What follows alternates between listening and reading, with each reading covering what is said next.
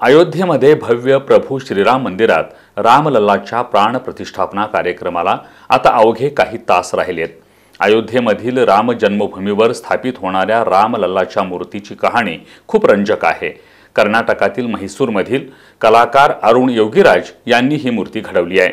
प्रभू श्रीरामांचं मनमोहक बालस्वरूप आणि गर्भगृहीत रामलल्लाच्या मूर्तीची खासियत काय हे आपण जाणून घेऊयात।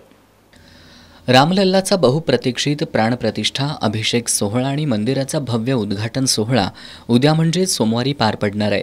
प्राणप्रतिष्ठा आणि उद्घाटनापूर्वीचा उत्साह अयोध्या नगरीसह संपूर्ण देशात दिसून येतोय। 16 जानेवारीपासून राम मंदिरात रामलल्लाच्या विधींना सुरुवात झाली आहे।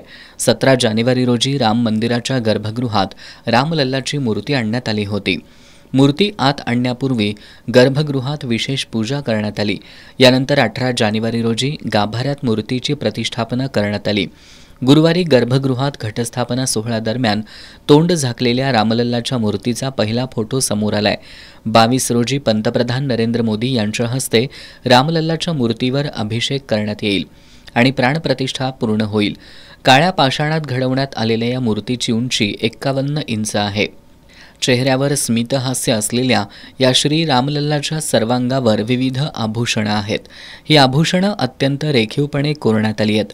अयोध्येतील राम जन्मभूमीवर स्थापित होणाऱ्या या रामलल्लाच्या मूर्तीमध्ये काय खास आहे आणि या मूर्तीची वैशिष्ट्य काय आहेत ते जाणून घेणं महत्त्वाचं आहे।